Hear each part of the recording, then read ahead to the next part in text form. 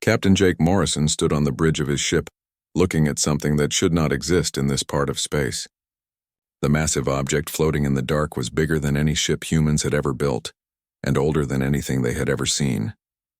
His crew had been exploring the empty areas between star systems when their sensors picked up strange readings that led them here to this impossible discovery. The ship was called New Horizon, and it carried the best crew that Earth could send on long missions to find new worlds and new life. Jake had been a captain for 15 years and had seen many strange things in space, but nothing like this giant structure that seemed to glow with its own light. The surface was covered with patterns that looked like they were drawn by artists who understood math better than any human ever could. Dr. Lisa Warren was the smartest person on the ship when it came to studying old alien things. She had spent her whole life learning about different species and their cultures, but even she had never seen anything like this before. Her instruments were telling her that the object was millions of years old, which meant it was built long before humans ever left Earth. The metal it was made from was not like anything in their databases, and the energy coming from inside was unlike any power source they knew about.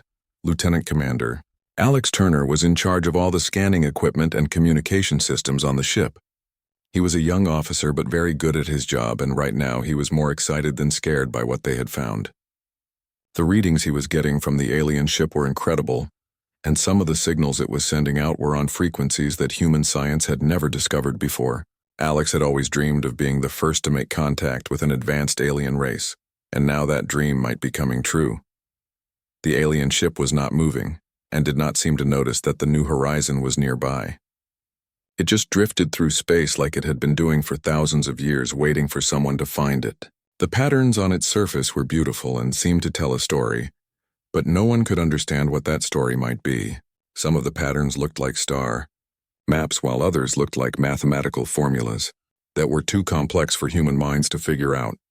Chief Engineer Sam Rodriguez was down in the engine room making sure that their ship stayed at a safe distance from the alien vessel.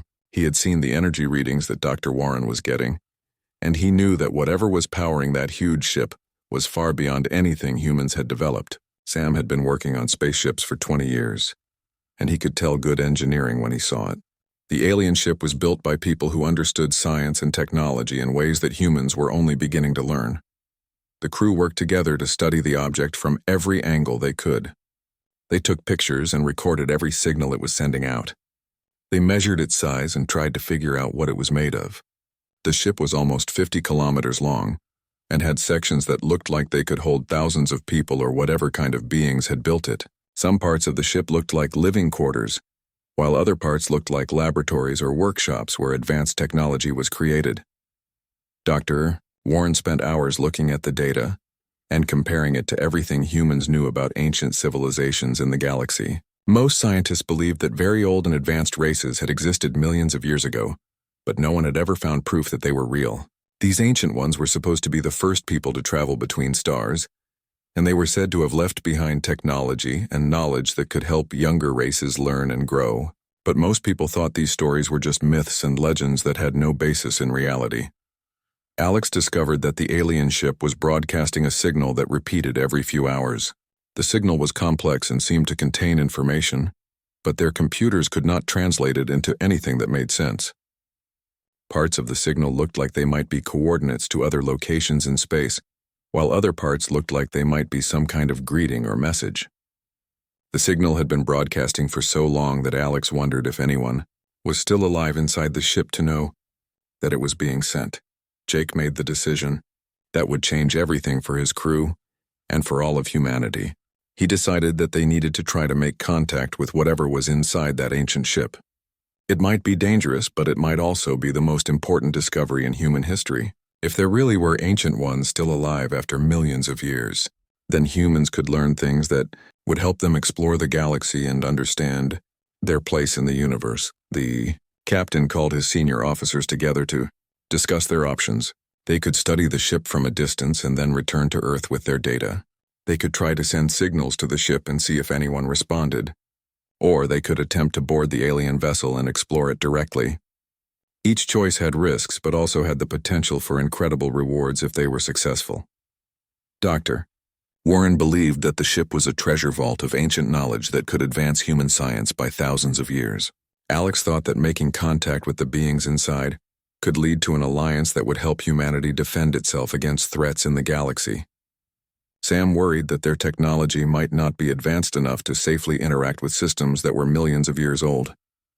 In the end, Jake decided that they had to try to board the alien ship. They had come too far and found something too important to just turn around and go home without learning more about it. He ordered his crew to prepare for the most dangerous and exciting mission of their lives as they got ready to step aboard a vessel built by the legendary Ancient Ones. Jake selected his best people for the boarding mission because he knew that what they found inside the ancient ship could change the future of humanity forever. Dr. Lisa Warren would come because she understood alien cultures better than anyone else on the crew.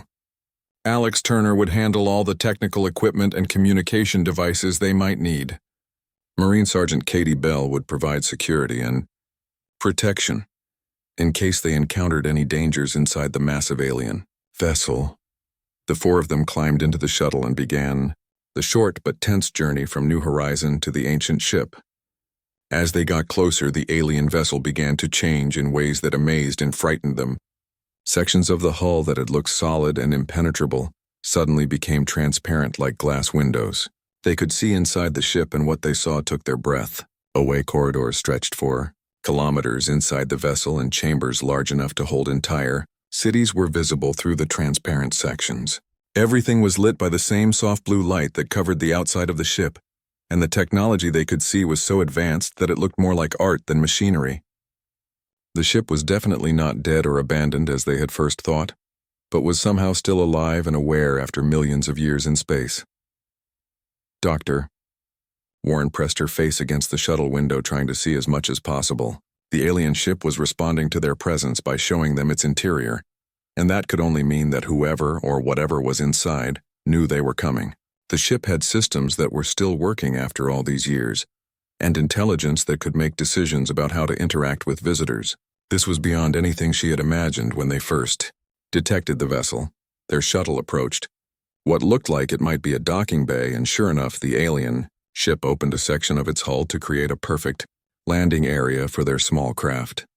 The docking bay formed around them with walls and atmosphere that allowed them to exit their shuttle safely. The air inside was breathable, and the gravity was adjusted to be comfortable for humans, which meant the ship had scanned them and learned about their biology in just a few minutes. Katie. Bell was the first to step out of the shuttle with her weapon ready, but she quickly realized that there was no immediate danger. The docking bay was empty except for their shuttle, and the walls were covered with the same beautiful patterns they had seen on the outside of the ship. The patterns seemed to move and shift as they watched, creating new designs that might have been welcoming messages or might have been warnings. Alex immediately started scanning. The area with his instruments and the readings he got were incredible. The walls were made of materials that his equipment could not identify, and the energy flowing through the ship was unlike anything humans had ever discovered. The ship was not just old, but was built using science and technology that was thousands of years ahead of what humans could understand. Whatever race had built this vessel, they were far more advanced than any species humans had encountered before. They walked through corridors that were clearly designed for beings much larger than humans. The ceilings were at least 4 meters high, and the doorways were wide enough for creatures twice the size of a person to walk through comfortably. Everything was built on a grand scale that spoke of a race that thought in terms of centuries and millennia rather than years and decades. As they walked deeper into the ship, holographic displays began appearing around them. The displays showed star charts with systems that some of them recognized and many that they did not. Mathematical equations filled the air around them, along with what looked like historical records of civilizations that had risen and fallen over millions of years. The ship was not just a vessel, but was also a library and museum, containing the knowledge of ages. Dr. Warren tried to record as much as possible, but there was too much information to capture in their short visit. The historical records alone would take human scholars decades to study and understand. She could see references to hundreds of different species, including some that she recognized from current galactic politics, and many others that were completely unknown. The ship contained the complete story of life in the galaxy, going back to times when humans were still learning to use fire. They reached what appeared to be the central chamber of the ship and found something that none of them had expected. In the center of the room stood a crystal structure that was 12 feet tall and pulsed with the same blue light that filled the rest of the ship. The crystal was beautiful and seemed to contain swirling patterns of energy that moved like living things inside its transparent walls. As they approached the crystal, it began to glow brighter, and the air around them filled with a strange humming sound that seemed to come from everywhere at once. Katie kept her weapon ready but did not feel threatened by whatever was happening. The humming grew louder and then suddenly stopped as a voice spoke to them in perfect English with words that they could understand clearly. The voice was deep and wise, sounding like it belonged to someone who had lived for thousands of years and had seen the rise and fall of entire civilizations. There was sadness in the voice, but also hope, as if the speaker had been waiting for this moment for a very long time. The voice seemed to come from the crystal itself, which meant that whatever was speaking to them was somehow living inside that beautiful structure. Jake stepped forward as the leader of their group and spoke to the crystal. He identified himself and his crew and explained that they were explorers from Earth who had found the ship by accident. He said that humans were peaceful and curious people who wanted to learn about other races and cultures in the galaxy. He asked if the being in the crystal was willing to talk with them and share knowledge. The response they got changed everything they thought they knew about humanity and their place in the universe. The voice told them that they had been waiting specifically for humans to find them. They had been watching Earth and studying human development for centuries. They knew about human history and culture and had determined that humans possessed qualities that made them special among all the races in the galaxy. The being in the crystal called itself Keeper Zorith and said it was the last survivor of an ancient race called the Valdrani. Zorith had been waiting in the ship for millions of years, preserving the knowledge and history of his people and many other races that had existed before humans ever left their home world. He had been hoping that someday a race would emerge that had the right qualities to carry on the work that the Valdrani and other ancient peoples had been doing. Alex asked what work Zorith was talking about, and the answer made all of them realize that their mission had become much more important and dangerous than they had ever imagined. Zorith began to tell them the story that would explain why their discovery was so important and why humans had been chosen for a task that spanned millions of years. The crystal pulsed with brighter light as holographic images filled the chamber around them, showing scenes from the distant past when the galaxy was very different than it was today. They saw civilizations that had built cities among the stars and races that had mastered technologies that seemed like magic to human eyes. The Valdrani had been one of the first races to develop space travel and had spent millions of years exploring the galaxy and helping younger civilizations learn and grow. They had been teachers and protectors who shared their knowledge freely with any race that showed wisdom and peaceful intentions. Zorith showed them images of beautiful worlds where different species lived together in harmony and worked together to solve problems and create amazing things. But the golden age of cooperation and peace had ended when something terrible came from beyond the edges of the galaxy. Zorith called them the Devourers and showed holographic images of dark ships that consumed entire star systems and left nothing behind but empty space. The Devourers were not like any normal alien race because they did not build civilizations or create art or science. They existed only to consume and destroy everything they encountered, as they spread across the galaxy like a plague. Dr. Warren watched in horror as the images showed world after world being stripped of all life and energy. The Devourers had technology that could break apart planets and absorb the matter and energy for their own use. They grew stronger with every system they destroyed, and seemed to be unstoppable by any conventional weapons or defenses that the civilized races could develop against them. The Valdrani and dozens of other advanced civilizations had joined together to fight the Devourers in a war that lasted for thousands of years. They had built the most powerful weapons ever created and had ships that could destroy entire fleets of enemy vessels. They had developed shields that could protect whole solar systems and had armies of warriors who were willing to sacrifice their lives to stop the advancing darkness. But even with all their technology and all their courage, the alliance of civilized races had been slowly losing the war against the Devourers. The enemy adapted to every weapon they created and found ways around every defense they built. For every Devourer ship they destroyed, 2 more appeared to take its place. The ancient races realized that they could not win the war through technology and military strength alone. Zorith explained that the Devourers had one weakness, that the ancient races had discovered almost too late to use it. The Devourers were creatures of pure logic and calculation, who could predict and counter any strategy that followed normal patterns of warfare and tactics. But they could not understand or predict behaviors that seemed irrational or illogical, even when those behaviors led to victory against impossible odds. The ancient races had studied every species in the galaxy, looking for one that possessed the ability to think and act in ways that the Devourers could not anticipate. They needed allies who could find solutions where none should exist, and who could win battles through sheer determination and refusal to give up even when defeat seemed certain. Most races, when faced with overwhelming odds, would retreat or surrender to preserve their lives, but the ancient races needed partners who would fight harder. When the situation became more hopeless, Jake began to understand why humans had been chosen for this task. Human history was filled with stories of people who had won battles they should have lost, and who had succeeded when everyone said success was impossible. Humans had a reputation for being stubborn and refusing to quit, even when quitting was the smart thing to do. They would charge into fights they could not win and somehow find ways to win them anyway. Katie nodded as she thought about the military history she had studied.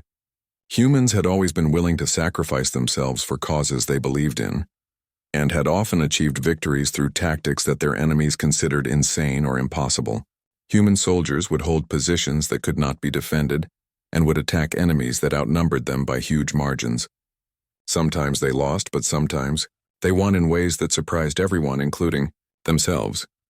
Zorith showed them more images from the war against the Devourers, including the final battle where the remaining ancient races had made a desperate sacrifice to stop the enemy advance. They had used weapons that destroyed their own civilizations along with the Devourers, and had bought time for younger races to develop and grow.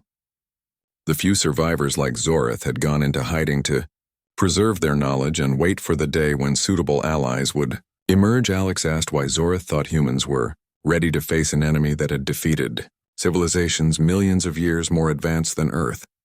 The ancient being explained that advancement in technology was not the most important factor in this war.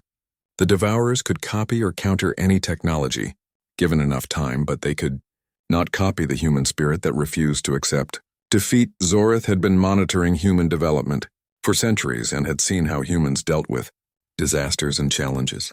When their cities were destroyed, they rebuilt them bigger and better than before.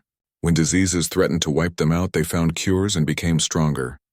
When they faced enemies that seemed unbeatable, they found new ways to fight and kept fighting until they won, or died trying. Dr. Farr. Warren asked if humans would be fighting alone, or if there would be other races to help them when the Devourers returned. Zorith explained that the ancient races had planted the seeds for several different species that might develop the right qualities, but humans were the first to find his ship and make contact. There might be others who would join the fight, but humans would have to take the lead in organizing the resistance. The crystal pulsed brighter as Zorith began to share the knowledge and technology that humans would need for the coming war. He warned them that accepting this responsibility would change humanity forever, and would make them targets for the Devourers when they returned. But he also promised that humans would not face this challenge without help, and that the ancient races had prepared gifts that would give humanity a fighting chance. Jake realized that his crew was facing the most important decision in human history. They could take this knowledge back to Earth and prepare their people for a war against an enemy that had destroyed civilizations across the galaxy, or they could walk away and leave the galaxy defenseless. When the Devourers eventually returned from whatever distant region they had retreated to after their last defeat, the choice was obvious to all of them, because humans had never been the type to walk away from a fight when innocent people needed protection. They would take Zorith back to Earth and help humanity prepare for the greatest challenge their species had ever faced. The Ancient Ones had called humans their brothers, and now it was time for humans to prove they were worthy of that honor. The days that followed were the most incredible in the lives of everyone aboard the New Horizon, as Zorith began sharing the accumulated knowledge of millions of years with the human crew. The ancient Valdrani had not only preserved their own scientific discoveries, but had also collected the greatest achievements of hundreds of other civilizations that had existed throughout galactic history. Technologies that could reshape matter at the atomic level, and energy systems that drew power from the background radiation of the universe itself, were now being explained to humans who had only recently learned to travel between stars. Dr. Warren spent every waking moment absorbing information about alien cultures and scientific principles that human scholars would need centuries to fully understand. Zorith showed her databases containing detailed records of every intelligent species that had ever developed space travel, including their histories, their technologies, and the lessons they had learned during their time in the galaxy. The knowledge was overwhelming but also exciting because it revealed that humans were part of a much larger community of intelligent life than they had ever imagined. Chief Engineer Sam Rodriguez worked with holographic displays that showed him power systems and propulsion technologies that seemed to violate the laws of physics as humans understood them. The ancient races had discovered ways to manipulate space and time that made faster than light travel as easy as walking from one room to another. They had built ships that could cross the galaxy in days rather than years, and had developed weapons that could destroy enemy fleets without harming nearby planets or civilian populations. Alex Turner studied communication systems that could send messages instantly across any distance and defensive technologies that could protect entire solar systems from attack. The ancient races had created networks that connected every civilized world in the galaxy, and had built monitoring stations that could detect threats long before they became dangerous. All of this technology was now being offered to humanity as a gift from their ancient brothers. But even as the crew learned about these incredible technologies, Zorith also shared troubling news about the return of the Devourers. Long-range sensors that had been hidden throughout the galaxy were now detecting the signs of their approach. Entire star systems on the outer rim were going silent, and deep space monitoring stations were recording the gravitational disturbances that marked the destruction of planets and the consumption of stellar matter. The Devourers had spent millions of years in the dark spaces between galaxies growing stronger and developing new technologies of their own. They were returning to finish the job they had started so long ago, and this time they were better prepared to face any resistance that the civilized races might offer. The ancient defenses that had barely stopped them before would not be sufficient to prevent their conquest of the galaxy. Zorith explained that the war would not be won through superior technology alone, because the Devourers could adapt to and counter any weapon system given enough time to study it. What was needed was something they had never encountered before, and could not predict or understand. Human tactics and human thinking patterns were so different from those of other races that they might provide the key to victory that had been missing from previous conflicts. Jake asked Zorith to be more specific about what made humans special. Compared to all the other intelligent races in the galaxy, the ancient being showed them historical records of how different species had responded to hopeless situations and impossible challenges. Most races, when faced with overwhelming odds, would calculate the probability of success and withdraw if the chances were too low. They would preserve their forces and look for better opportunities to fight when the situation was more favorable. Humans were different because they often fought harder when the odds were against them and seemed to find strength in desperate situations that would break the spirits of other races. Human military history was filled with examples of small forces defeating much larger armies through tactics that other species considered insane. Humans would attack uphill against superior numbers or hold defensive positions that could not logically be defended simply because someone had to do it. But it was not just military courage that made humans special, according to Zorith. Humans had a unique ability to inspire other races to be better than they thought they could be. Throughout their short history of space travel, humans had turned enemies into allies and had convinced peaceful races to take up arms in defense of freedom and justice. They had a gift for bringing out the best in others, and for creating unity among diverse groups that had never worked together before. Katie Bell asked if there were other races that would join humans in fighting the Devourers when they arrived. Zorith showed them star charts indicating the locations of species that might be willing to help, if they were approached correctly. The peaceful Altarians had diplomatic networks that could coordinate resistance efforts across multiple sectors. The warrior Chronaxians respected courage above all else, and would fight alongside any race that proved its bravery in battle. Even the mysterious ethereals who rarely involved themselves in physical conflicts might be convinced to help if they understood that the Devourers posed a threat to all forms of life in the galaxy. These beings of pure energy had powers that could complement human tactics and ancient Valdrani technology to create a fighting force unlike anything the galaxy had ever seen. Sam Rodriguez had been studying the process by which Valdrani technology could be integrated with human ships and equipment. The ancient systems were designed to work with organic neural patterns and could actually bond with human operators in ways that created hybrid technologies more powerful than either human or Valdrani systems alone. The bonding process seemed to recognize something unique in human brain patterns that made the integration smoother and more effective than it had been with other species. Dr. Warren made a discovery that amazed everyone, including Zorith himself. The ancient databases contained references to humans that dated back thousands of years before first contact between Earth and other civilizations. The Valdrani and other ancient races had been watching human development and had actually influenced certain key moments in human history to guide the species toward the qualities they would need for the coming war. This meant that humans had been prepared for their role as galactic defenders long before they ever knew that other intelligent life existed.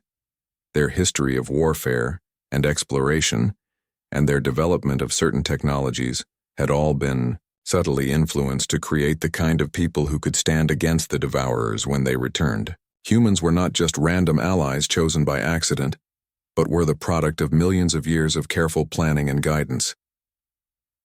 Zorith confirmed that this was true and explained that several species had been given similar guidance, but humans were the first to develop the right combination of traits needed for the task ahead.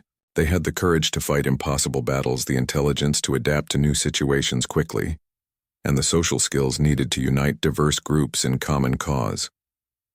Most importantly, they had the stubborn refusal to give up that would be essential when facing an enemy that had defeated every previous civilization.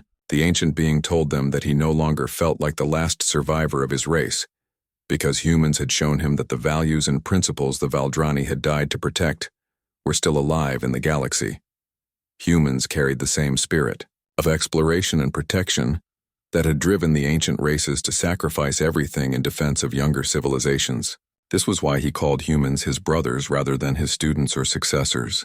The New Horizon returned to Earth carrying more than just incredible technology and ancient knowledge, because they carried a message that would transform humanity from a young spacefaring race into the leaders of a galactic alliance.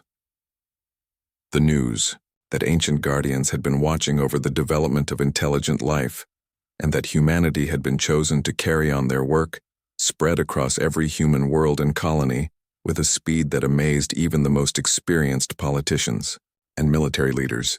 President Maria Santos called an emergency session of the United Earth Assembly, where representatives from every human settlement in known space gathered to hear the report from Captain Jake Morrison and his crew. The assembly hall fell silent as Jake described their encounter with Keeper Zorith and the ancient Valdrani ship that had been waiting for millions of years for the right allies to emerge.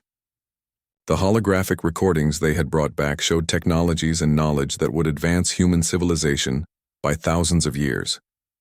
But the greatest impact came when Dr. Lisa Warren explained the threat that was approaching from beyond the galaxy and the responsibility that humans would have to accept if they wanted to protect all intelligent life from the returning Devourers.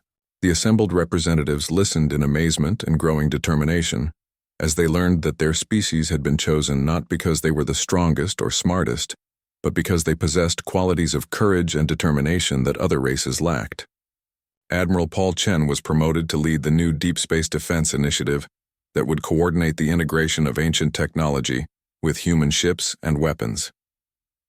The process was unlike anything humans had ever attempted before because the Valdrani systems did not simply add to existing human technology, but actually merged with it to create hybrid designs that were both familiar and completely alien at the same time. The bonding process that Sam Rodriguez had discovered worked even better than expected when applied to entire ship systems, rather than just individual pieces of equipment. Human vessels equipped with ancient technology became faster and more powerful than anything previously imagined while retaining the flexibility and adaptability that made human designs effective in combat situations.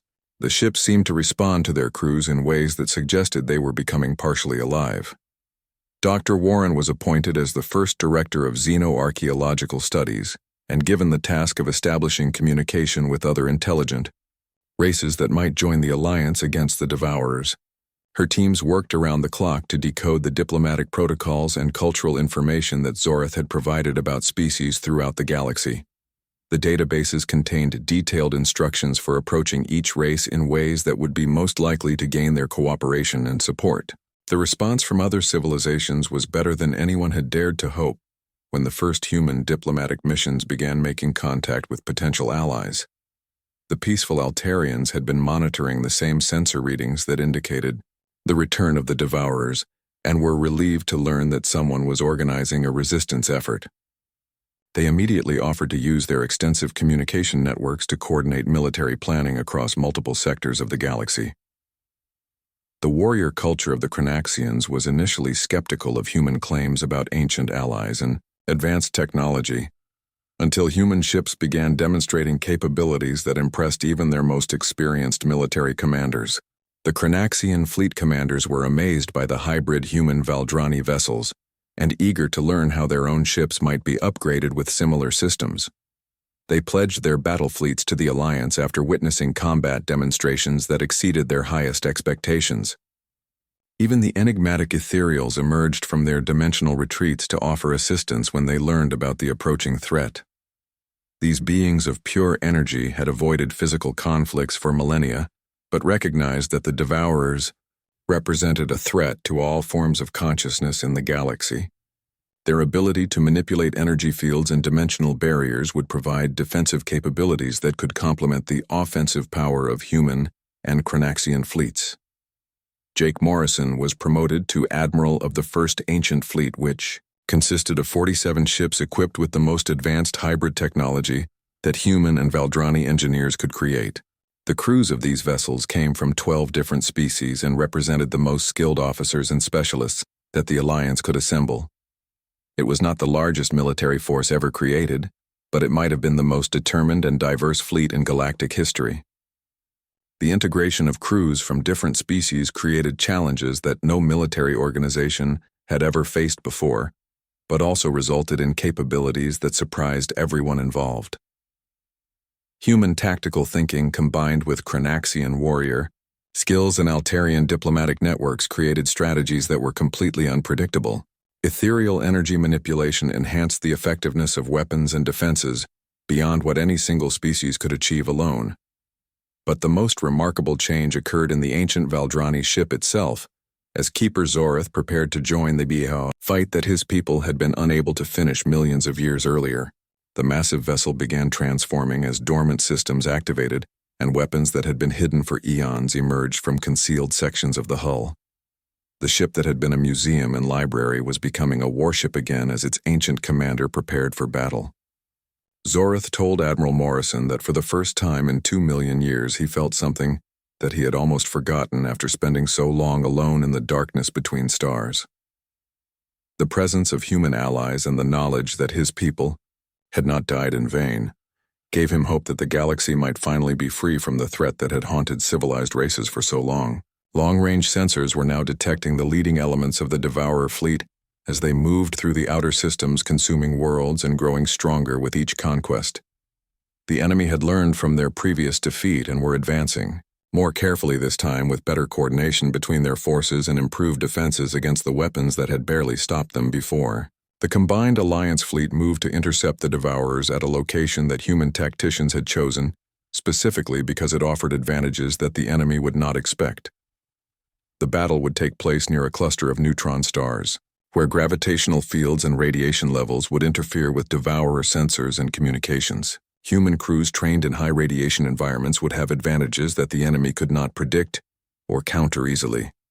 Admiral Morrison sent a final message to Earth and all the other worlds of the Alliance as the fleet prepared to jump to hyperspace and face the greatest threat the galaxy had ever known. His words were broadcast on every frequency and transmitted to every inhabited system where intelligent beings waited to learn the outcome of the battle that would determine the future of all life in the galaxy. The message was brief, but carried the determination and hope that had brought the Alliance together under human leadership. Morrison reminded everyone that they were fighting not just for their own survival, but for the right of all intelligent life to exist and grow, and explore the wonders of the universe. The Ancient Ones had called humans their brothers and given them the tools needed for victory, but the outcome would depend on the courage and determination that had always been humanity's greatest strength.